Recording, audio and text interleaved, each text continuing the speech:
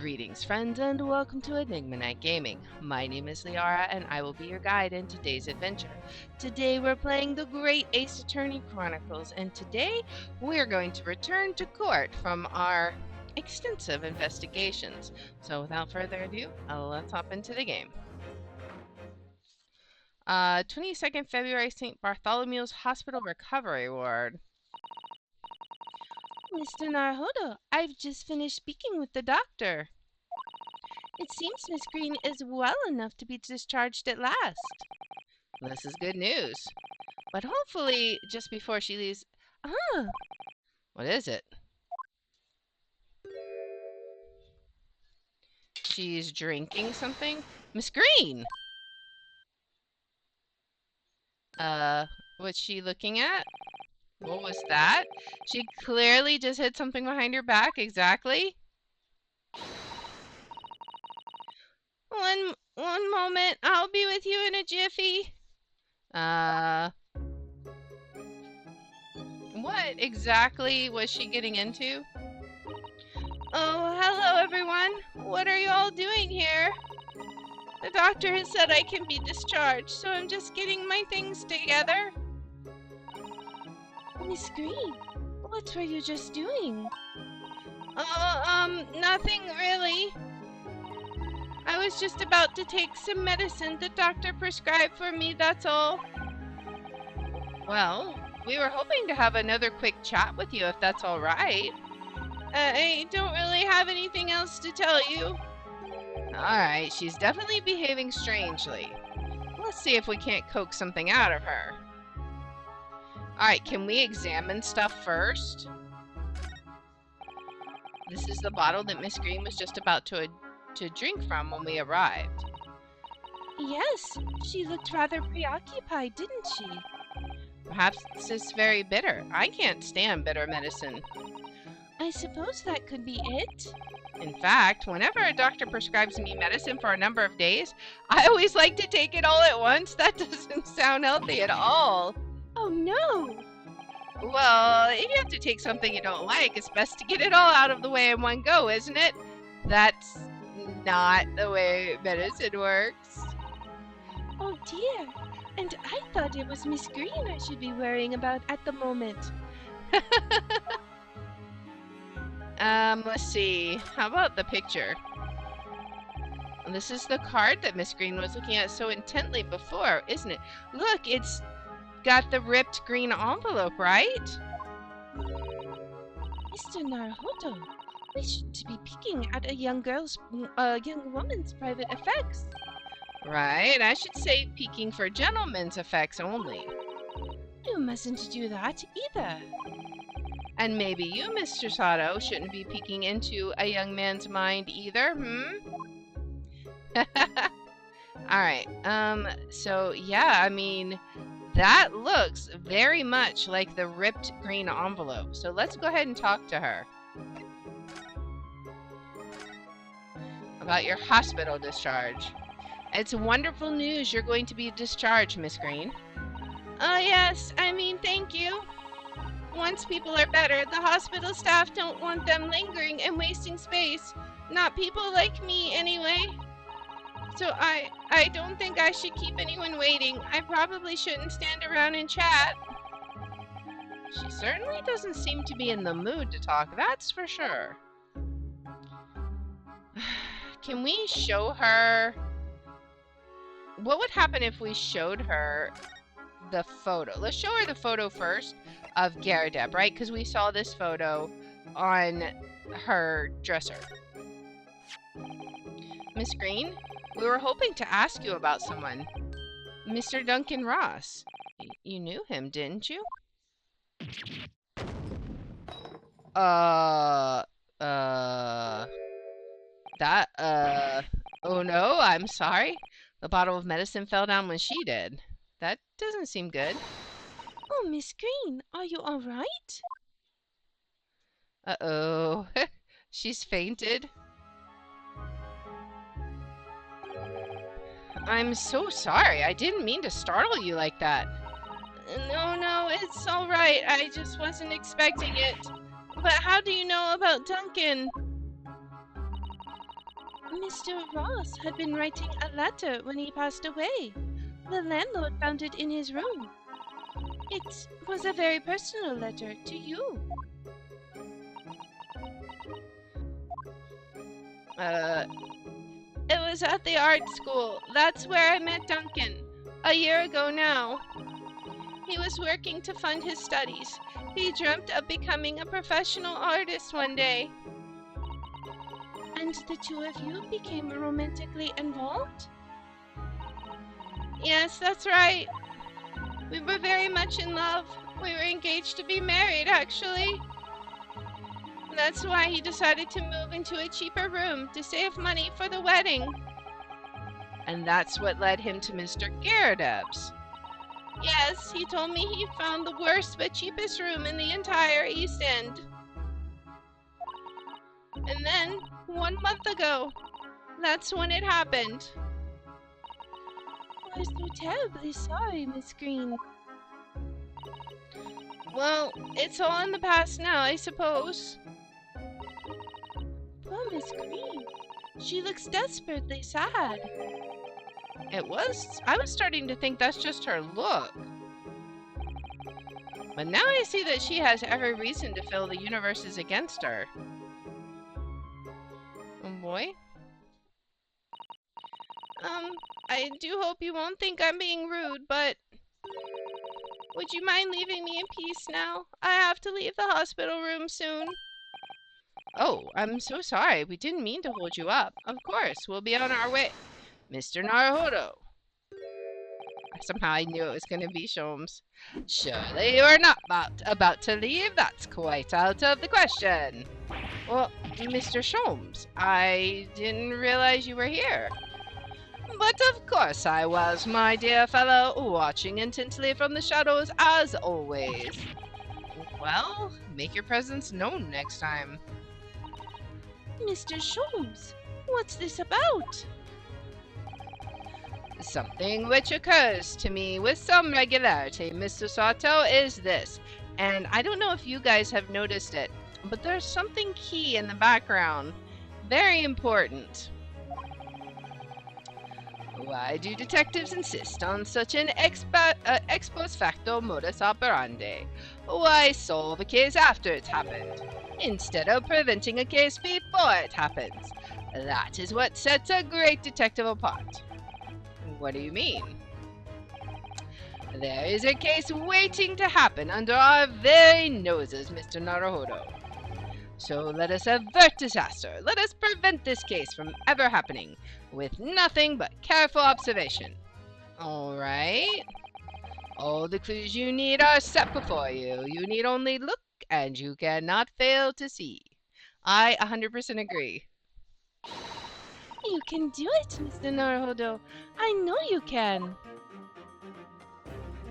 Alright, so, yeah, there's something very important here. I caught it, in between conversation.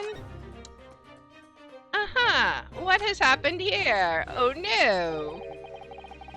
That mouse seems to be dead. Look, I didn't notice it there before, did you? I think perhaps it drank the medicine that spilled out of the bottle. I don't think it was medicine.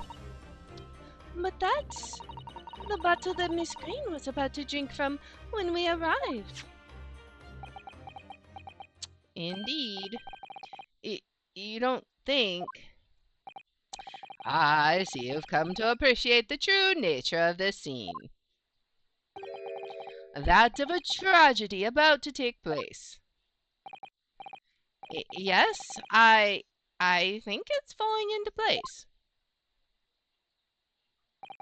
Miss Green, the contents of the bottle you had before has spilt out on the floor. And the poor mouse that drank it has sadly died. I think it's clear that the bottle must have contained a powerful poison. So now this is the second time poison is coming into the picture. So, suspicious?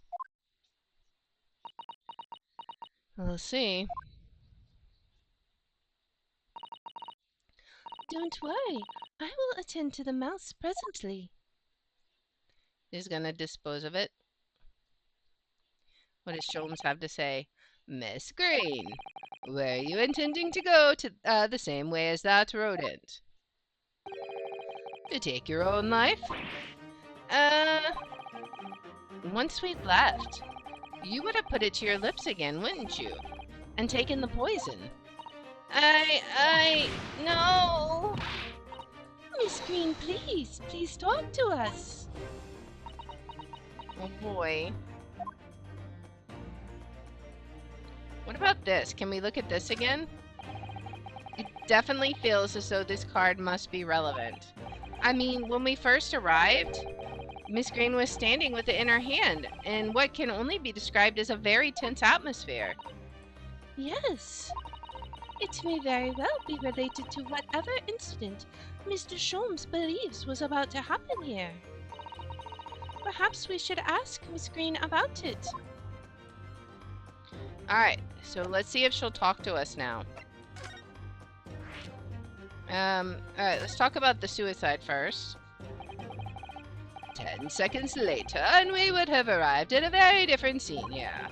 In all probability, we would not have enjoyed this most delightful conversation. Of course, perhaps it hasn't been quite so delightful from your perspective, Miss Green. Oh boy. Actually, in a way, now that everything's out in the open, I feel like a weight has been lifted. Tell me, how did you acquire that, medicine? Oh boy. Well, with this being a hospital and all, when the doctor comes to examine me in the mornings, he always leaves the medicine cabinet open for a while. So I snuck this out when he wasn't looking. Yeah, we mentioned that when we examined it before. It conspicuously lacks a label. I wonder what it contains. I'm afraid I don't really know. But I thought if I drink it, it might just stop the pain somehow. Oh, please, Miss Green. Don't talk of such things. Well, it seems clear now that it contains poison. Yes, that poor little mouse is proof of that. Oh no, oh, it's all my fault. What have I done? I shall remove this to my office, Miss Green. I take it you have no objection. No, none. Alright, what about the card? Can we see it? Neither the sender's name or address appears to be written on the envelope or the card. It arrived by post at my home the day before the incident that put me in the hospital here. I have information regarding the death of Duncan Ross. Wait a second. Come to the Slug and Salad on Briar Road at 5 p.m. on 17th. Don't tell anybody else about this letter or the meeting. It is a matter of utmost importance. Suspicious. Wait a minute. The 17th of this month? That's the day you were stabbed on Briar Road. And 5 p.m. is precisely the time when the incident occurred.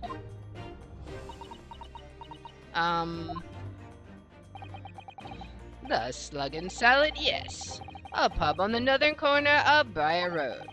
Briar Road being the street that Mr. Garridub's house is on. Does this mean that... Oh boy. Yes, I'm sure you've guessed. That day, when I was struck in the back by the knife, I was actually on my way to the Slug and Salad. Goodness. So that's what you were doing on Briar Road that day. I'm sorry I didn't say anything before. Very curious. I think I really will have to ask you to excuse me now. I've told you everything. Yes, I'm very sorry to have had to drag up such painful memories for you. No, it's fine. Miss Green, please, promise us you won't try to do anything like that again. Yes, don't worry. Your detective friend has the bottle now anyway. And besides, I've been stabbed in the back and had a close shave with a bottle of poison, and I'm still here. I think I'm destined to see things through to the end. It might sound a little conceited, but well, that's how all this has made me feel. Oh boy. Leaving Miss Green and St. Bartholomew's behind, we made our way back to Baker Street with Mr. Sholmes.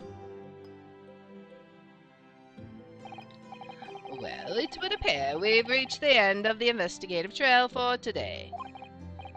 Yes, it's late. And Mr. Naruhodo, did you discover anything that may be of use to you in court tomorrow, do you think? Details about Mr. Shamspeare, Mr. Garrideb's lodgings, the convict Selden? There are many facets to this case, and we're yet to see to the heart of it, if you ask me. That's my feeling, anyway. I can't help wondering about the results of the analysis. Into Mr. Natsumi's tea, you mean? Yes. Will they have found strychnine in it or not? Well, I fear that either way. It will be hard to escape the grip of our friend Mr. Reaper. Oh dear. Yes, Barak van Zieks. Oh boy. But I wish you every success, of course. And though I was late to rise this morning, tomorrow will be a new dawn. I intend to spring from my bed at a crisp hour and attend the trial. Mr. Sholmes, you're going to come? Indeed. Whatever happens, I shall be there, assuming my eyelids cooperate in the morning. Well, I think we've done all we can. All that's left is to remain focused and keep fighting for Mr. Natsumi's cause until the very end. Oh boy. London, the world's most prosperous city, home to some 6 million people. But away from the razzle-dazzle, down back alleys and behind bricked-up windows, the lonely lurk.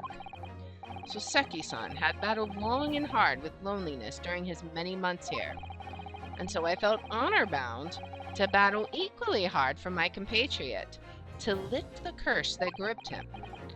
As Mr. Sholmes said, tomorrow would be a new dawn. For all of us.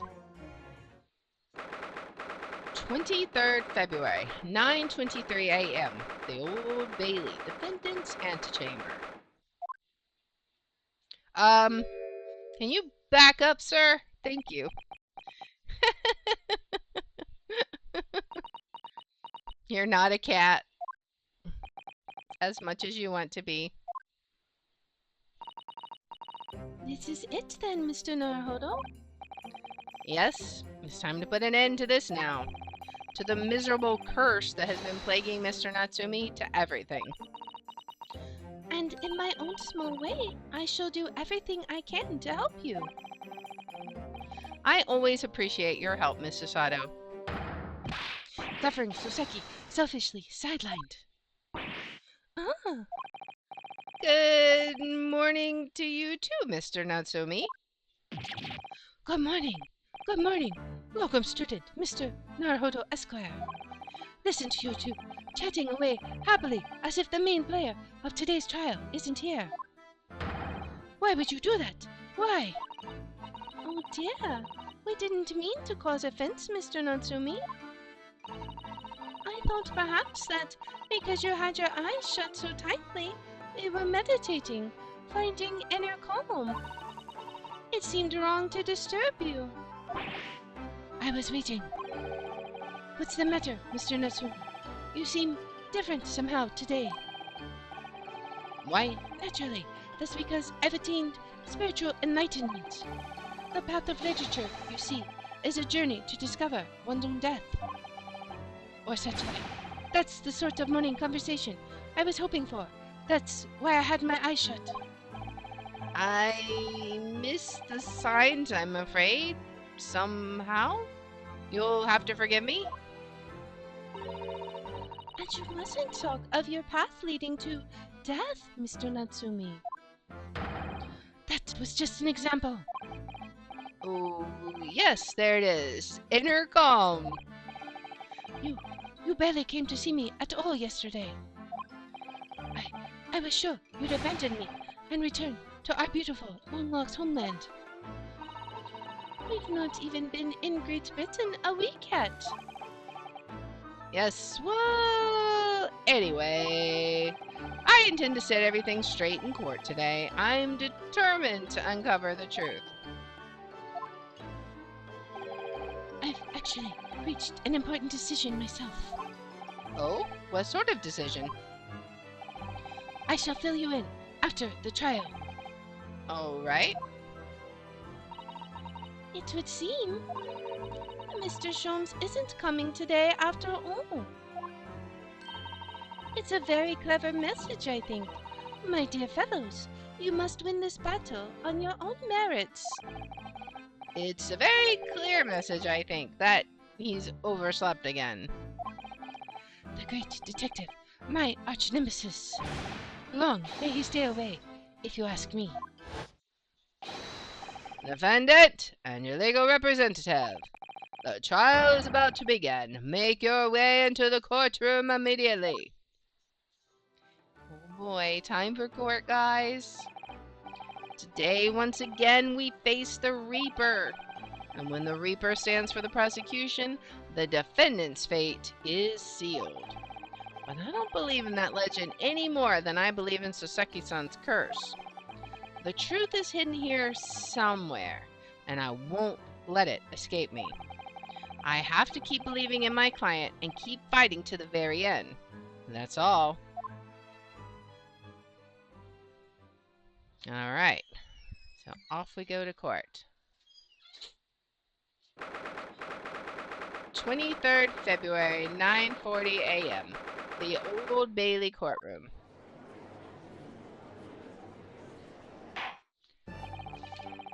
In the name of Her Majesty the Queen, I hereby declare this court to be in session. I call upon the counsels for the prosecution and defense to declare their willingness to proceed. The prosecution is ready. Yes, the defense is ready. Very good. And now I call upon the 6 ladies and gentlemen of the jury, chosen by lot to represent the will of the people in this trial.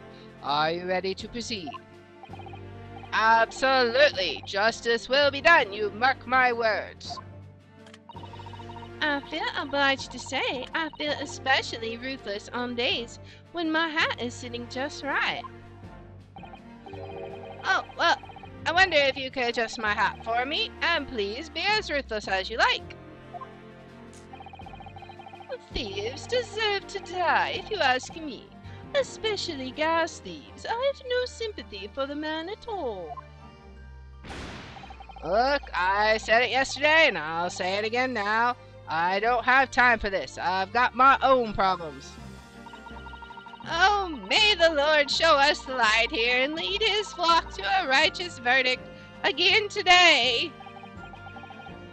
Now, Lord Van Zieks, what can you tell us? The prosecution's report, please, for the court. In relation to the theory expounded by the defense yesterday regarding the defendant's key. Oh boy, so he does have the results. The moment of truth? Uh-oh, he's pouring his wine. This isn't a good sign. What's he going to do? Before the prosecution delivers the black news about the black tea belonging to the blackguard in the dock. Pray, allow me a moment to savor a liquid of a more sanguine hue. In fact, I'll defer to the good detective for the report. Here's to you, Inspector. Yes, sir. Thank you, sir. As indicated by the defense, we found a bar of soap just outside the victim's window in the snow. And there was indeed a frozen reddish liquid in a little depression on the top of it. Yes, that's the tea. That's what Mr. Natsumi brought with him that night. Well, the brains at the yard analyzed it, and yes, you're right, it was tea. And there wasn't a trace of strychnine or any other toxic substance in it. No poison at all. In other words, the tea that the defendant brought with him to the victim's room is innocent. It's in the clear. All right. What a revelation. Oh boy. As I suspected. This makes it quite clear. The defendant, Mr. Soseki Natsumi, is blameless. My learned friend is jumping to conclusions again. A typical Nipponese reaction. What? Yes, it's true no poison was found in the few drops of liquid recovered from the soap on the window's ledge. But what logic is that? Would you take a drop from the Thames and conclude that the water in the ocean isn't salty? My word, the water in the ocean is extremely salty, Counsel. Somebody's just throwing a temper tantrum. Exactly. Unfit for drinking, just as the victim's tea was on the night in question, as the court has already heard. Bitter was the precise word from the lips of Mr. William Shamspeare, whom the prosecution now calls back to the stand. Oh boy. Very well. I will uphold the prosecution's request. Mr. Shamspeare. Yes, it sounds like we're going to have another confrontation with our theatrical friend. Bailiff, show Mr. Shamspeare to the stand. Alright, what's he going to have to say for us? Mr. William Shamspeare, the victim of this despicable crime. Oh heaven, oh hell, do you command me to remember? Forsooth, 'twas I, Shamspeare, did have a bellyful of the foul fluid given in mine innocence. Yes, but as was revealed in yesterday's proceedings, the witness is not as innocent as we had perhaps first been led to believe. By using bars of soap such as this, he has been stealing gas from the supply company, yes. One may smile and be a villain. Forsooth, 'twas I, Shamspeare, did have a roomful of the sweet fuel given. That's right, fellow jurors, don't forget, this man is a rotten thief. I haven't forgotten. Kept all about that ice coins a tidy secret, didn't you? You should have owned up sooner. Arrest him, I say, arrest him at once, and let him feel the sting of my tail. Oh, indeed, by dint of vile and cowardly means have I plotted to further mine own ends, I confess. Thou wouldst not pardon my sins, of that I am sure. If you acknowledge your wrongdoing, what exactly are you doing here? Cowards die many times before their deaths, and for a coward such as I, death be well deserved, but would it that a still greater crime passeth unpunished? For lo, the hairy-faced gentleman of farther east than Verona did contrive to poison me. Objection! Not with the tea. But there was no poison in the tea found in your room. The police have attested to that. What the defense would assert as an inconsistency will quickly be cleared up by the witness's testimony. More lies? Is that not so, Mr. William Shamspeare? Verily, my liege, I would most gladly speak. Anything to save your own hide, I guess. Very well, let the witness testify to explain this inconsistency. Tell the court why it is that poison apparently entered your body, though none was found in the tea. Boy.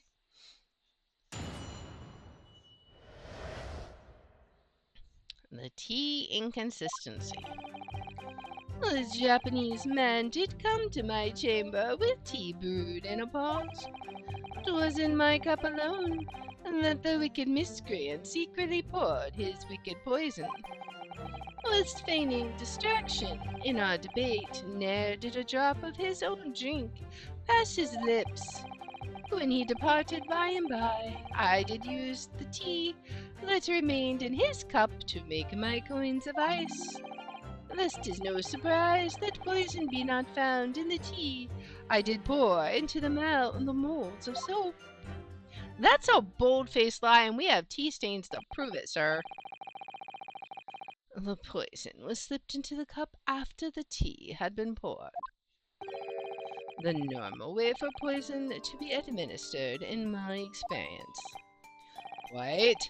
Otherwise it would be disastrous if the poisoner were to mix up the cups, for instance. But no poison bottle was found at the scene. Because, quite simply, the Nipponese took the bottle back to his own room. You really have it in for him, don't you? The absence of a vessel containing the poison only becomes problematic when considering suicide. Ugh, I knew that. By now, it should be perfectly clear. A bar or two of cheap soap is wholly insufficient to wash the deep stains of guilt from the accused's hands. Ugh. Sirs, madams, 'tis true that I, Shamspeare, be a common thief of gas. But, listen here, ladies and gentlemen.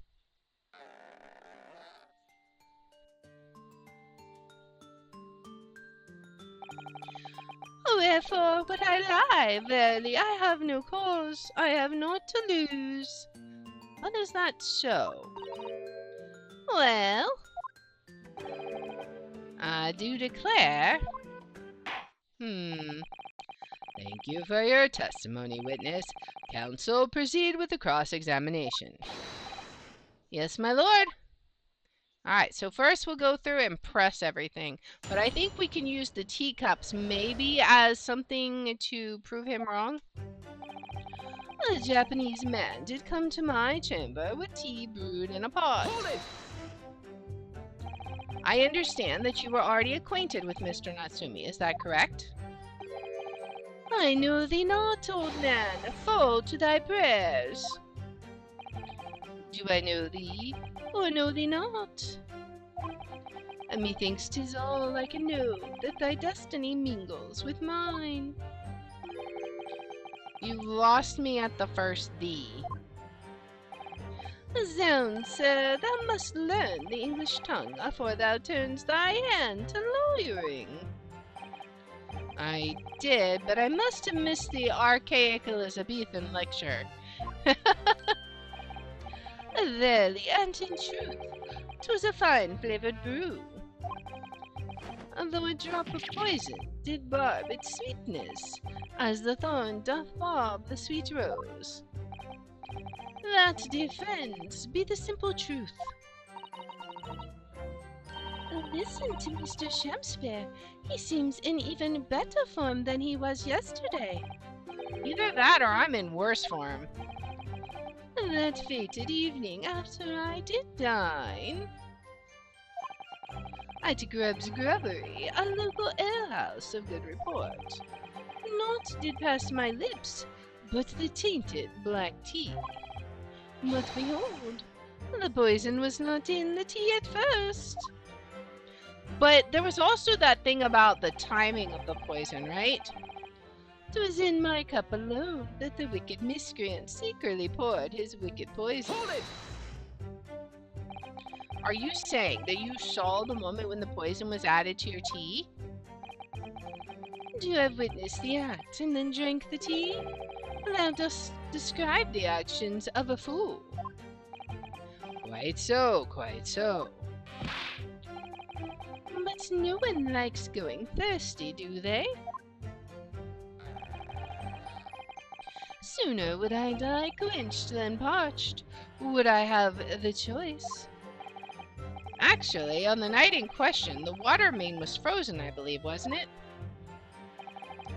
Were it not for the tea, in sooth, I would sooner have died frozen than quenched or parched. Right. No ice coins means no heating. The witness had more than one brush with death on the night in question, it would seem. Remind the court, Mr. Shamsbear, as to whether the accused drank any of the tea which he brought with him. With the greatest of pleasure, my liege. I was feigning distraction in our debate. Ne'er did a drop of his own drink pass his lips. I think that's false. But the teacup Mr. Natsumi drank from was found completely empty at the scene. And let's not forget the defendant's maxim, drink tea while it's hot. I did gulp from the poisoned cup that night, and in mine agony did I writhe uncontrolled. In fits of pain I did knock the fellow's cup, and its contents spilt, as blood from a gaping wound, methinks. Although certainly 'twas after I had made the coins of ice from his tea. How convenient. An upset cup was found on the table that the victim was slumped over. There is no contradiction here. It's true. There was no tea left in either cup that we found at the scene. But still, something about this statement is troubling me. Yeah, it's the tea ring. Yes, of course, I know what it is. It's Mr. Natsumi's wise drink tea while it's hot maxim, isn't it? No? No, I'm not sure that's it. Thank you, witness. Now reiterate for the court what it is that occupied you after your guests had left and before you drank your tea. You have 2 more statements? When he departed by and by, I did use the tea that remained in his cup to make my coins of ice. Hold it! Yes, so that you could cheat the gas company, in fact, isn't that right? To cheat, or to die, 'tis life's only choice. Yes. Faith, to cheat be the wise choice, and mine occupation be not an ugly one. Prithee, dost thou not see beauty in the simplicity of the ruse? No, I don't, and be very sure, sir. Once this trial is over, Altamont Gas will take you to the task over this legal task. I shall not run, I shall not hide. Sooth to say, I have nowhere to run nor to hide. But, my lady, what wouldst thou with this pitiful belayer? Oh, I'll tell you what I'd like to do with you, starting with the shoddy shirt on your back. This time for Shamsbear dance. Time to distract? What a harsh world we live in. The thieving of the gas was addressed in yesterday's proceedings. The prosecution calls on the defense not to muddy the waters with irrelevancy. Consider that a warning, counsel. Yes, my lord. Why am I the one in trouble here? Mr. Shakespeare, after the accused returned to his own lodgings, you used his tea to make your coins. Is that correct? To cheat or to die? I did make my choice many moons ago. Thus 'tis no surprise that poison be not found in the tea I did pour in the molds of soap. Hold it! If having first made your special coins, it was after 2 in the morning when you collapsed, that would mean you can't have drunk any tea yourself until around that time. Once ensnared by literary debate, naught else be found in the furrows of the mind. The debate about Romeo and Juliet, you mean, and who was the stronger of the two. Rightly did I pay no heed to the tea, as I wrestled with the abominable fellow. I don't remember debates like that when I was studying. Are you suggesting that neither of you actually drank the tea whilst it was hot that evening? My lord, wouldst thou be privy to some Shakespearean wisdom? Husband, wife, and tea, ought I tepid be? Ah yes, so very true. Everyone has different preferences when it comes to tea. I think you might have interpreted that wrongly. So it's been proven that there was no poison in Soseki-san's tea. That should be hugely in our favor. But the atmosphere in this courtroom today... It feels as though everybody is against us, Mr. Naruto. It must be the Reaper's poison.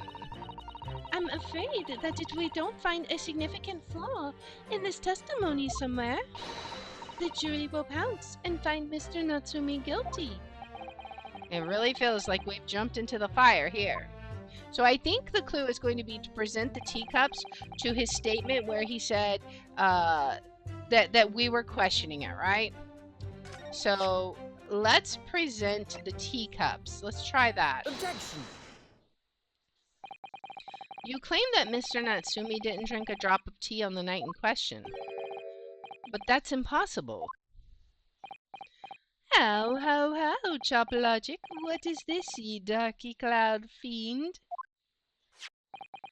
The 2 teacups from the scene, one used by the victim and the other by the defendant. Have a clear difference between them. One that represents incontrovertible proof. Incontrovertible? What's difference? Look at the inside of the cups, just here. There's a clearly visible ring. Yes, a tea ring, commonplace enough.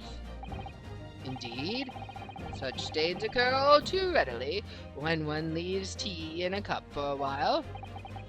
And yet, Mr. Natsumi's cup has no such ring.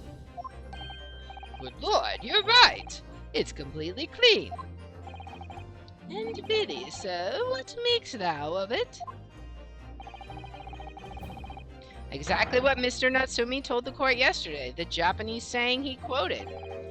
Drink tea while it's hot. That's right, yes. The jittery Mr. Natsumi was true to his usual self that night and drank his tea in no time.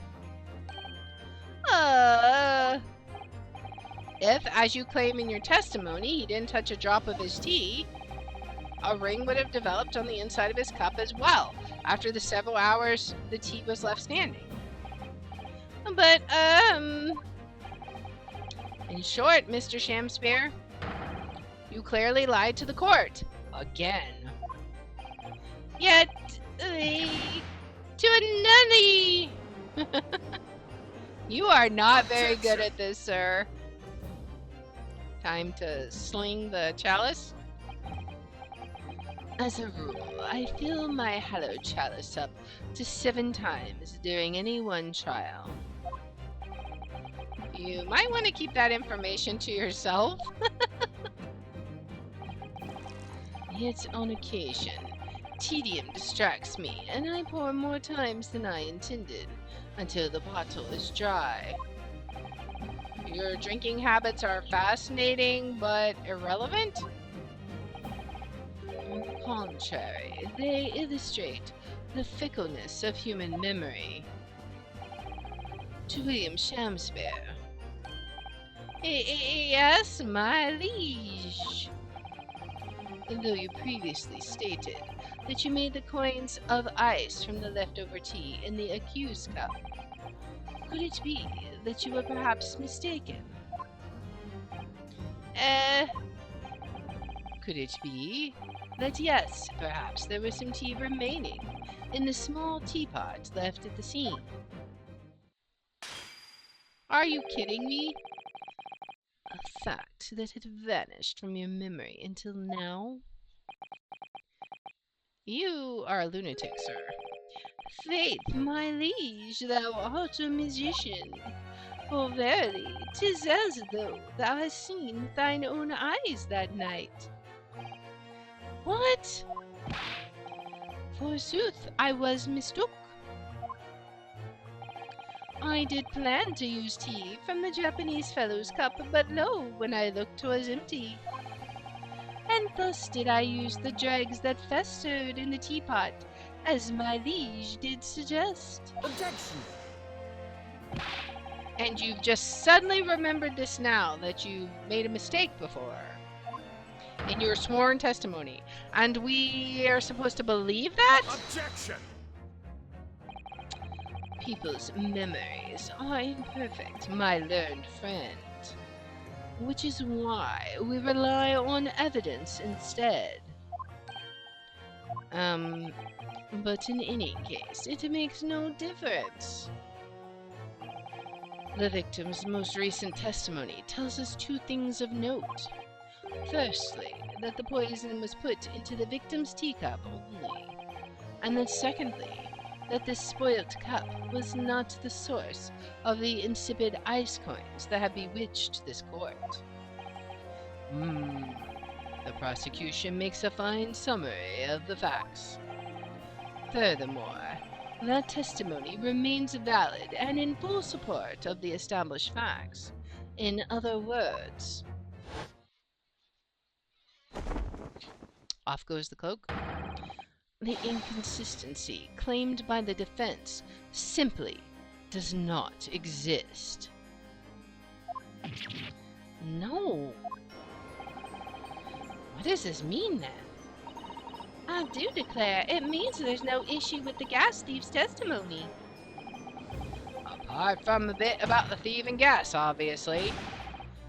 My lords, ladies, and gentlemen of the jury, I do solemnly swear, after I did dine at Grubb's Grubbery Alehouse that night, naught did pass my lips but the black tea given me by the Japanese, whose back be stooped as low as death.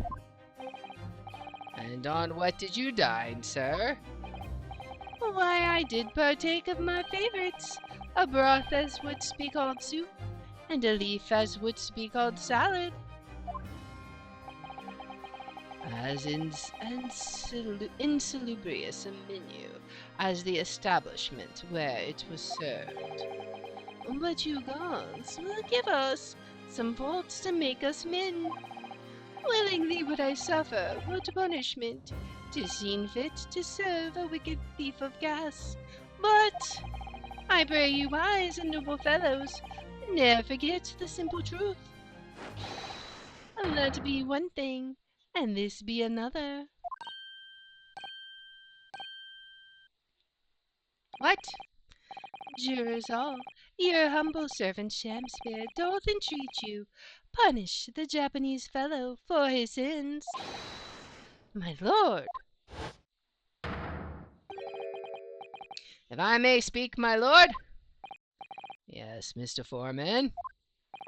I believe we may have been duped by that rotten defense lawyer.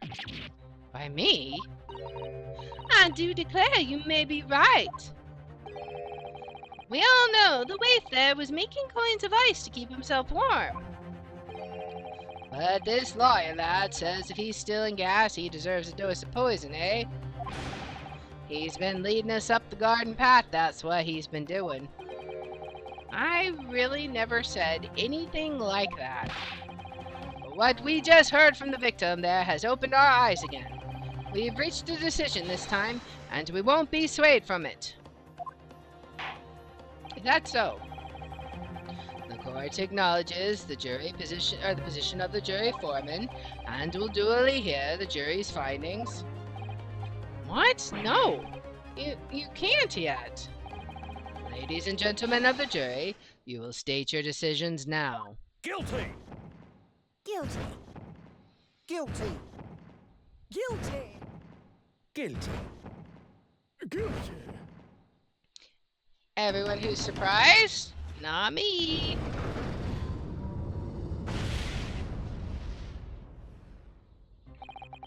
I hereby declare the jury to be on one accord. Oh, happy day. How is this happening? My lord, the defense asserts its right to carry out a summation examination. Very well, the court upholds the defense's right. Typical, my learned friend is unable to accept the obvious truth. This trial will therefore enter its second summation examination immediately. Jurors, the court calls upon each of you to state the grounds upon which you find the defendant guilty of the crime of which he is charged. Let's see what they have to say.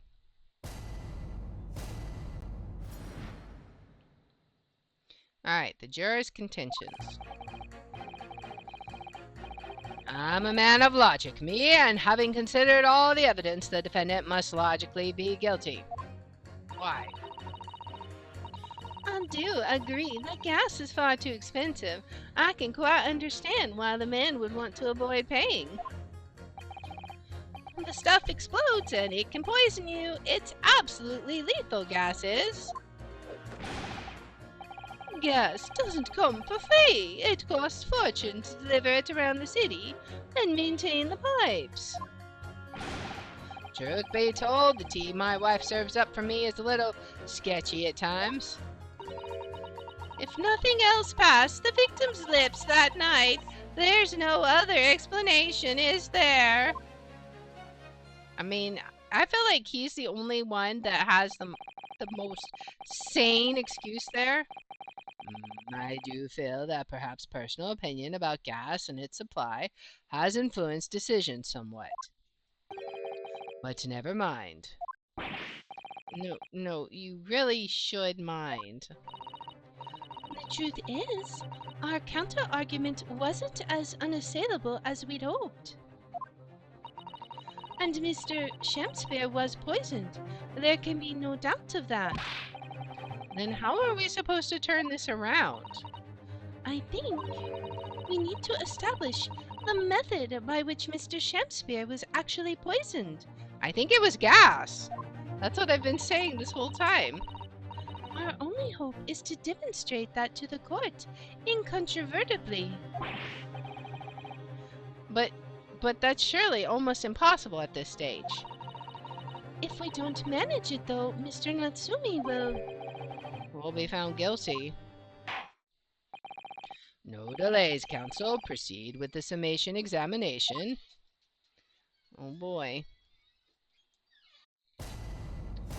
Jury examination. The defense's rebuttal. I'm a man of logic, me, and having considered all evidence, the defendants must logically be guilty. Hold it! Why? All the evidence, you say?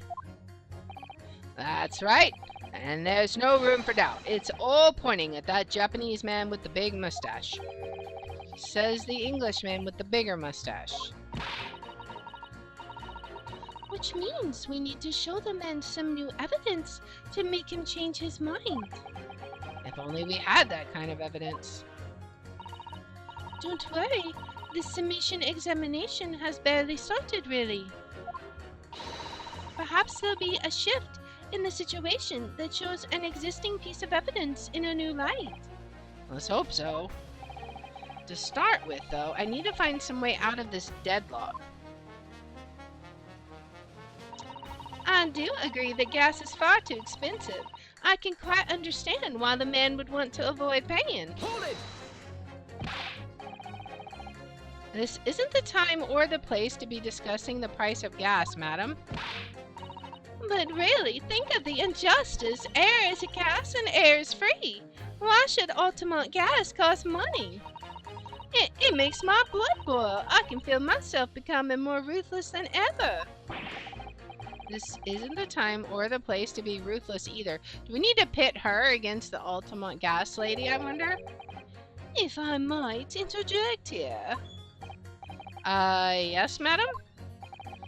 It seems my fellow Joe takes issue with the price of our company charges for gas. But it's precisely because of thieves like this man that the cost goes up. Oh, what a beastly man! That unkempt mustache, those hunched shoulders, poisoning tea and stealing gas, utterly unforgivable. Lady, you have the wrong person. No, Mr. Natsumi isn't the one who's been stealing gas. I'll think you not to go on adding more crimes. Mr. Natsumi hasn't been poisoning tea either. Well, anyway, I've quite made up my mind. It's as made up as the price of gas. Oh boy. The stuff explodes and it can poison you. It's absolutely lethal, gas is. Hold it! Let's press him. Could we please talk about the poison rather than the gas, do you think, sir? Well, if you like, I mean, to be honest, I take poison over gas every time. You take poison. What I mean is, poison can only poison you. It doesn't explode, does it? Goodness me, what are you talking about? Set him straight, please, lawyer man. Well, it's certainly true that poison isn't prone to exploding. But I think you'll find poison also can't light or heat up a room. You're right. I hadn't considered that at all.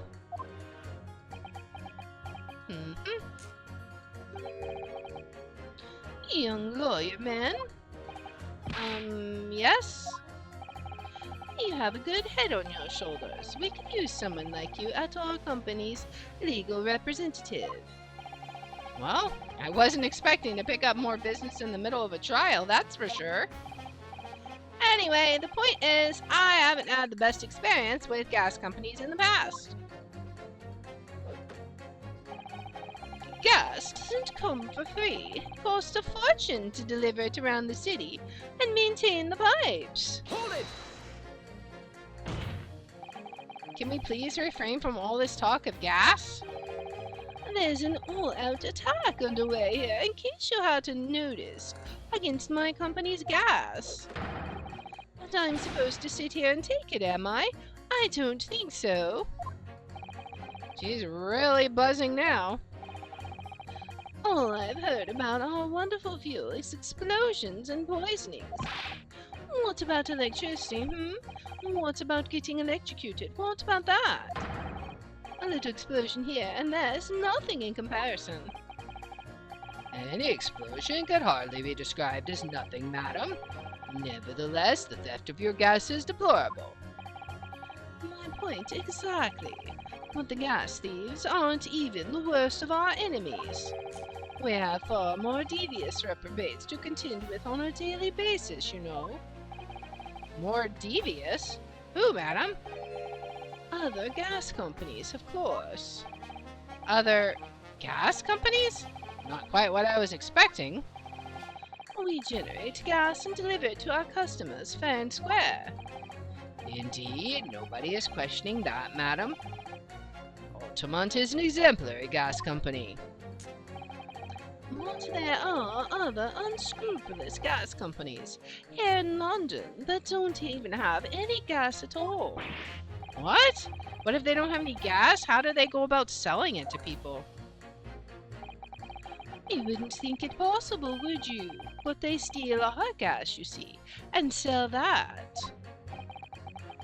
They steal your gas? How on earth is such a thing possible? Gas companies like ours deliver gas to people's homes via a network of pipes. But these devious reprobates secretly disconnect our pipes and divert our gas into their own rotten pipes.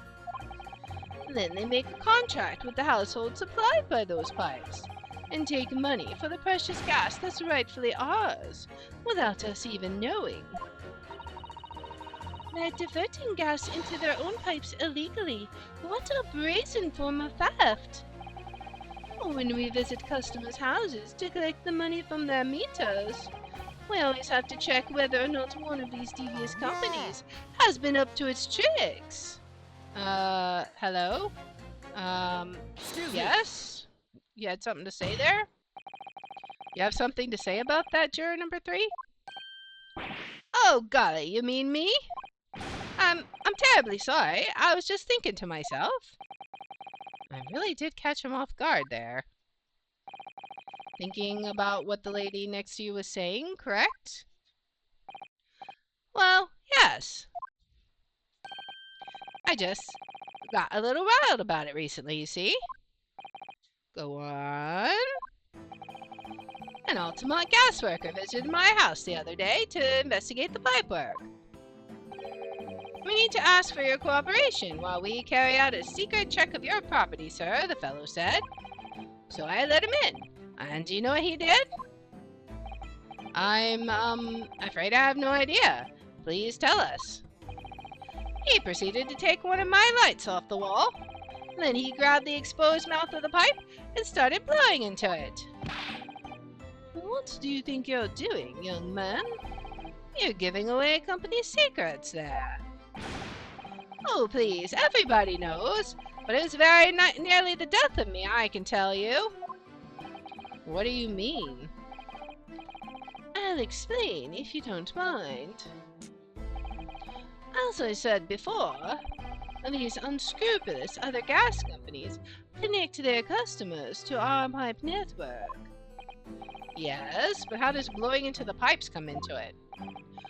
Obviously, there's gas in the pipes, and it's at a fairly low pressure. By blowing air through the pipe, you can make the pressure drop temporarily. And if you do that, any lights connected to the same pipe will flicker for a moment. I see. In other words, if upon blowing into the pipe, the lights of an adjacent property that has no contract with your company flicker, you can know that these devious scoundrels have been meddling with the pipes. Exactly, my lord. That's it in a nutshell. It's the reason why we have teams of workers going around neighborhoods to investigate which lights flicker. The trouble is, the particular worker who came to my house didn't know the strength of his own breath. He blew down the pipe with all his might, and you can guess what happened, can't you? Well, if he blew hard, then wait, you mean... That's right. Lights didn't just flicker, they went out, along with the stove. Gas started pouring into the house. What a disaster! The gas supply must have been interrupted briefly because the man blew too hard, so the flames went out. I'm afraid I yelled at the fellow. Are you trying to kill us all? I said. So by disconnecting a lamp and blowing into the exposed gas pipe, it's possible to extinguish lamps and stoves connected to the same network of gas pipes. And then when the gas starts flowing again, it just silently seeps into the room. Mr. Naruhodo, I think perhaps... Yes, this is almost certainly the clue we've been hoping for. Juror number 3, the defense requests that you amend your statement to include that information. Oh, well, if you like, I don't mind. Well, I do. That's our company's secret method. Like I said, madam, it's widely known already. Very well, juror number 3, you amend your statement accordingly. Yes, my lord, although I'm not really sure what the point of all this is. Alright, so do we pit him against juror number 1 then? Blow too hard in a gas pipe, and you'll extinguish everything in the house. And then you're in real trouble. Okay, so let's pit you against you. Alright. Objection. Those two statements clearly contradict each other. Gracious. To whose statements do you refer, counsel? Juror number 6. Did you hear what juror number 3 just said? What? Of course. I heard him mumbling something or other. There is another explanation here, I believe.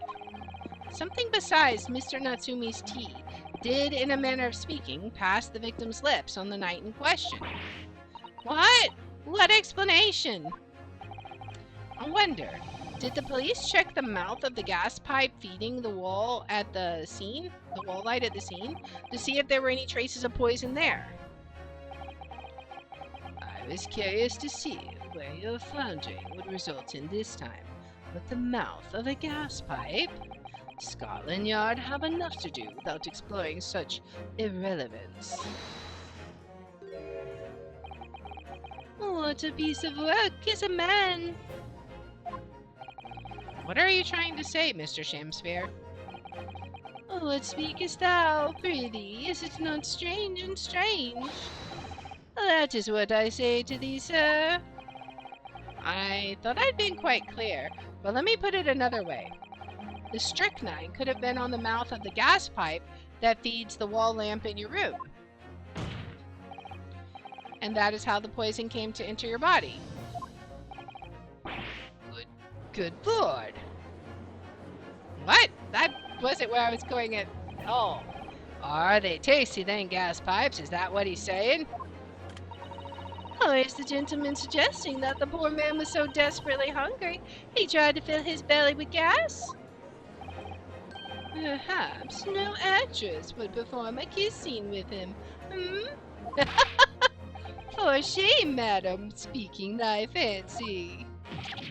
I assure you, I'm not such a buffoon that I have to kiss pipe. Objection! This is no summation examination. This is a farce. The prosecution will not stand for any more of my learned Nipponese friend's conjecture. To begin with, the lamp in the victim's room is high on the wall. In order to place his lips to the pipe that feeds it, he would have to be a contortionist. These are empty assertions. There is no possible proof that the man did as you say. Objection. It's true, I have no proof that Mr. Shamsphere put his lips to the pipe. However, I can say with some certainty that on multiple occasions, Mr. Shamsphere has been doing something else in front of the lamp on his wall. And I have evidence to prove it. It's going to be the handprints that we found, right? Alright, you've got our attention, lad. I'd like to see how you can be so sure of yourself. So would I. Let's see this evidence, then. Now that I've got the jury's ear, I need to make this opportunity count. This is the proof that time and time again, Mr. Shamsphere stood in front of his gas lamps. Let's see. Is it this one? I think? Yes. So, here we go. Let's present this one. Take that!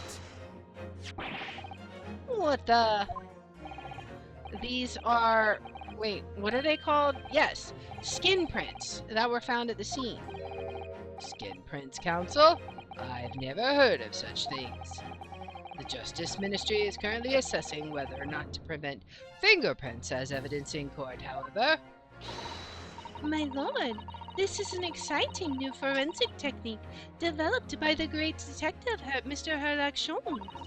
It reveals all of the places that Mr. Shamsphere touched in his room. I've never seen anything like it. I mean, that's black magic, isn't it? Well, if anyone could invent something like this, it's that great Sholmes fellow, that's for sure. I agree. This month's edition of Engineering Thumbs was quite fascinating. We found skin prints in many places that you would expect. On the table, on the costumes. However, Mr. Shamswear also appears to have been touching some very unexpected places in his room. For example, here. Around the hanging picture there, indeed, multiple handprints appear to be visible. Well, I wonder, could he have been appreciating the artwork, perhaps? At first, my colleagues and I thought the same. However, imagine standing with your hands where those prints are, and would you find yourself directly in front of? And you would find yourself directly in front of, I don't believe it. Uh-huh, the gas lamp. Was he trying to get high? Is that what was going on? Though the reason why isn't immediately obvious, it's clear that Mr. Shamspear has regularly been standing with his hands to the wall in front of that lamp. Right, what have you been up to, you nut? All his dirty secrets are being aired. I'd asked the court to recall juror number 4's earlier statement. Me? What did I say? You said that blowing into a gas pipe would make the lights in the entire building flicker. And now, if you recall juror number 3's statement... What? Me now? When the gas worker who visited his home blew with too much force into the pipe, it caused all the lights in the gas stove to go out and gas to start leaking into the rooms. Obviously, that incident was an accident. However, the simple fact is, if Mr. Shamspear were to have blown hard into the gas pipes here in his room, he could have extinguished every other light and gas stove in the building at will. Crikey! Are you suggesting that the man purposely caused the gas to... Objection! Did he? That's interesting theory. Must I acknowledge that the prosecution is required to remain silent during a summation examination. I must toast my learned friend's utter disregard for the letter of the law. What is the meaning of this, Lord Zieks?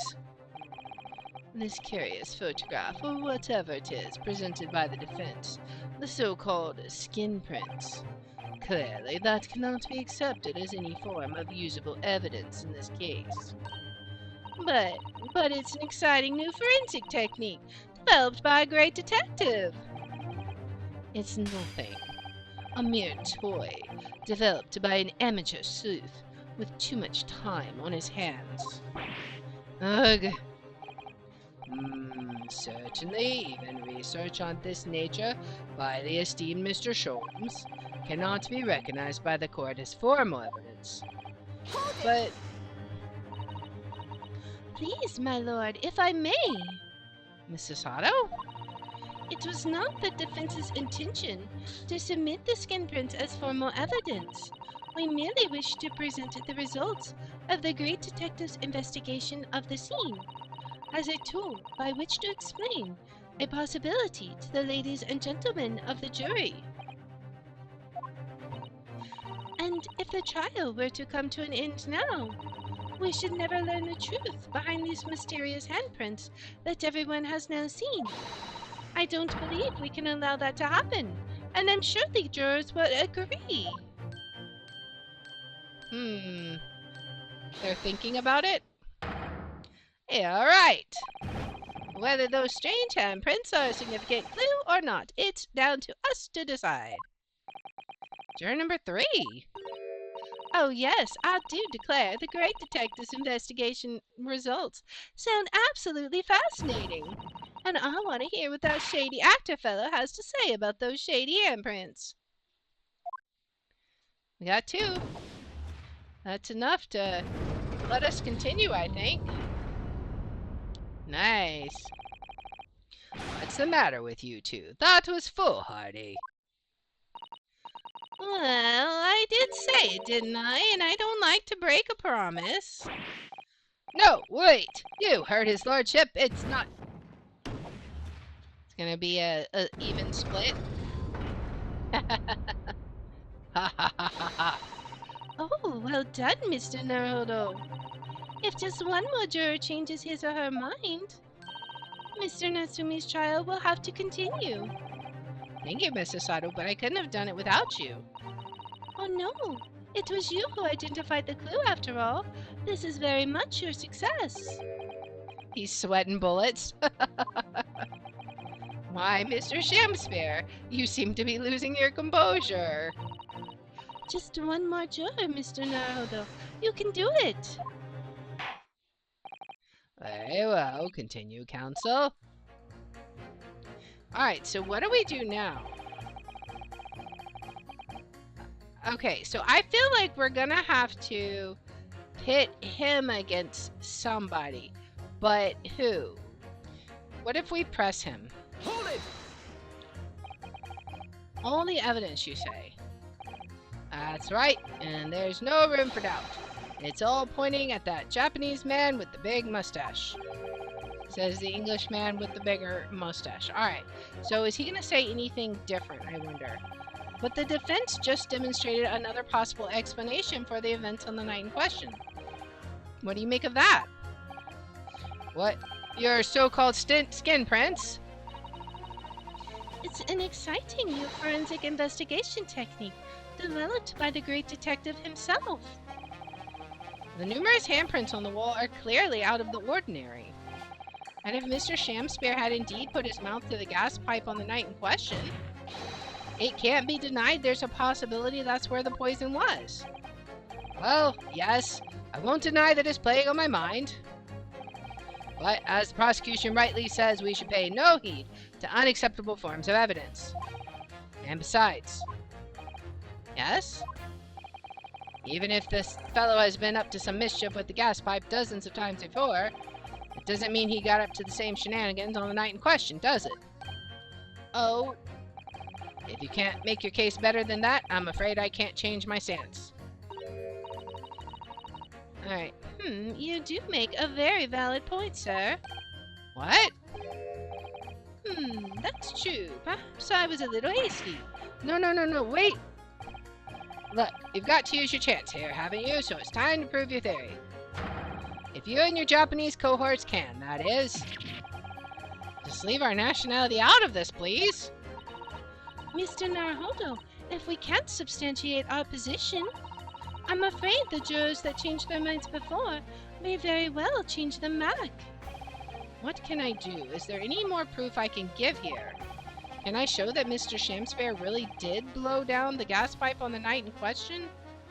We have supporting testimony, right? No, in truth, I don't have evidence to support my theory. However, there is witness testimony that substantiates it. What's that? Testimony? Incredible! Whose testimony? Yes, it's all connected. Everything is linked.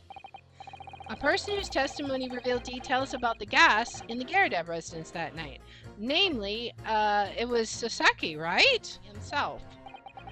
The defendant. At the very beginning of the proceedings here in court yesterday, Mr. Natsumi said the following. My lodgings. There's been a whole series of strange happenings in my lodgings.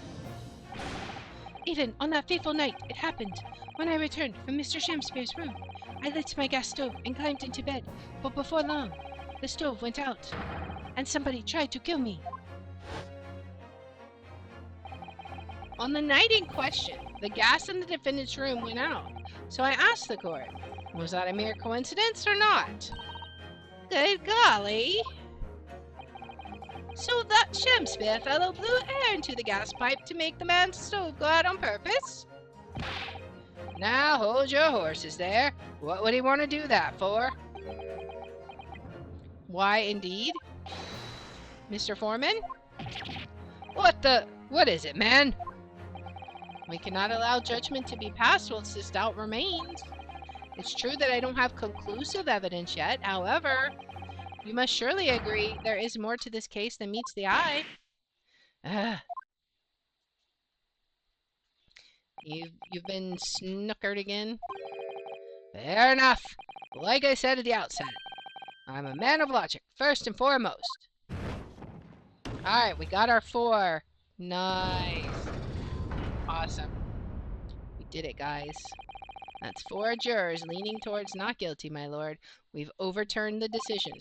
Therefore, the defense calls for the trial to continue. Alright.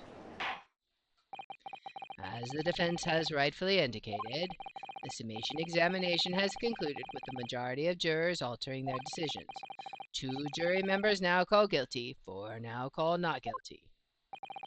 Therefore, the jury's opinion is conflicted, and in accordance with the law of this land, I hereby order the continuation of this trial. Yay! We did it!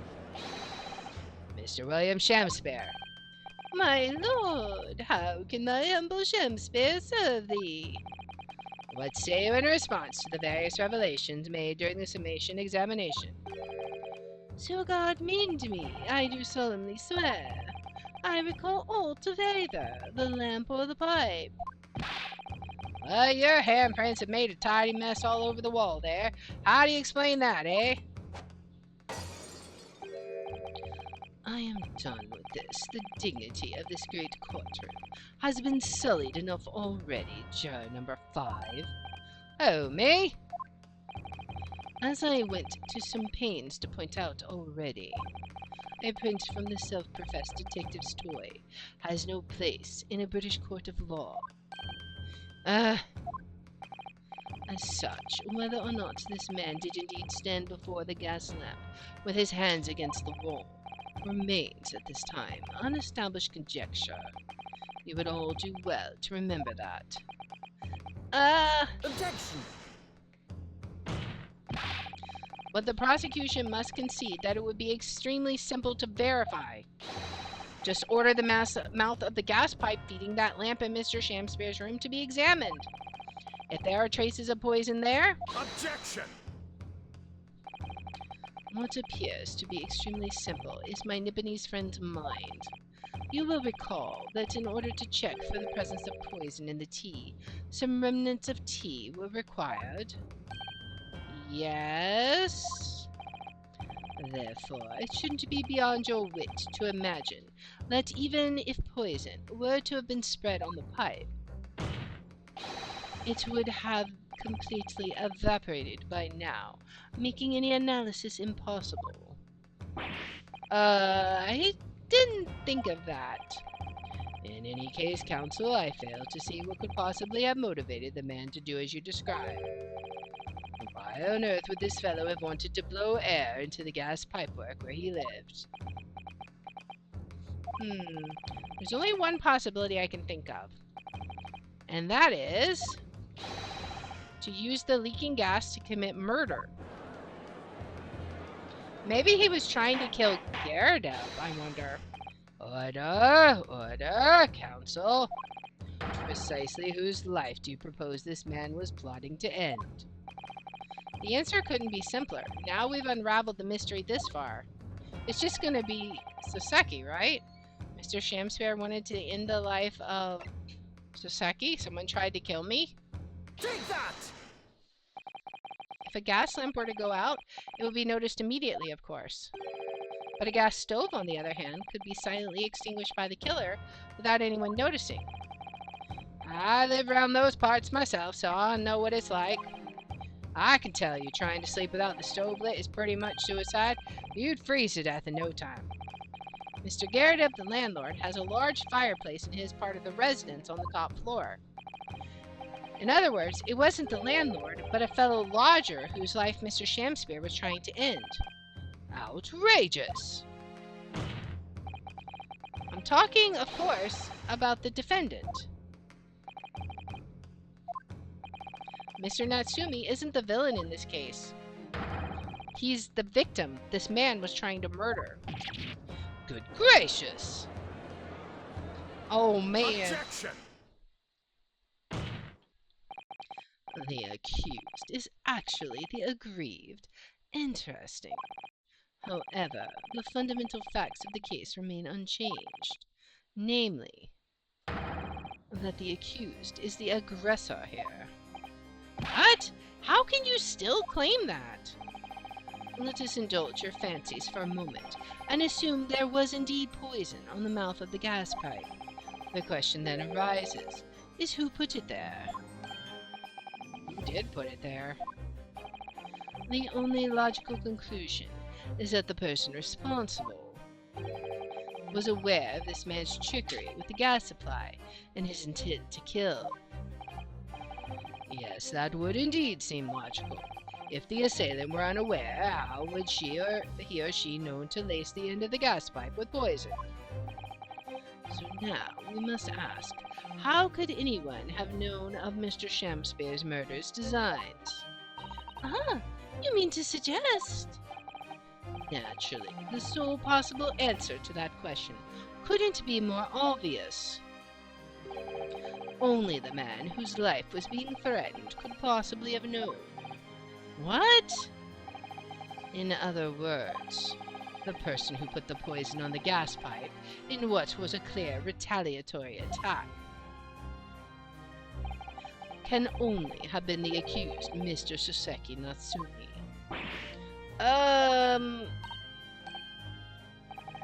Whatever Mr. William Shamspeare may or may not have contrived to do, he was nevertheless the victim of a potentially lethal poison attack. And the only person who could possibly have perpetrated that attack is the accused, Mr. Natsumi. Is that so, though? The defense counsel's theorizing has failed to avert suspicion from the accused, far from it. In fact, now that a clear motive for the poisoning has been successfully established, that suspicion is greater than ever. Would you not agree, my Nipponese friend? Ugh. Oh man! Just when we think we're ahead, and then this happens. We just can't win. Now they're all talking. How did he manage to turn that around on me so rapidly? Mr. Naruhodo, you must respond. Otherwise, the members of the jury may very well change their leanings against us again. And this may be the last chance to gain the advantage. What advantage? Well, it would seem that somebody put poison on the gas pipe in Mr. Shamspeare's room. So we must name that person now and absolve Mr. Natsumi of guilt. You mean name the true culprit? I know it might sound impossible, but if we fail to do that, I have no doubt that Mr. Natsumi's fate will be sealed once and for all. As it happens, one possible culprit does come to mind. The evidence, the poison, it's all pointing to a particular person now. The prosecution calls for the jury to consider their leanings again. I trust you'll make the correct choice this time, Mr. Foreman. What? Oh, don't you worry. We know exactly what...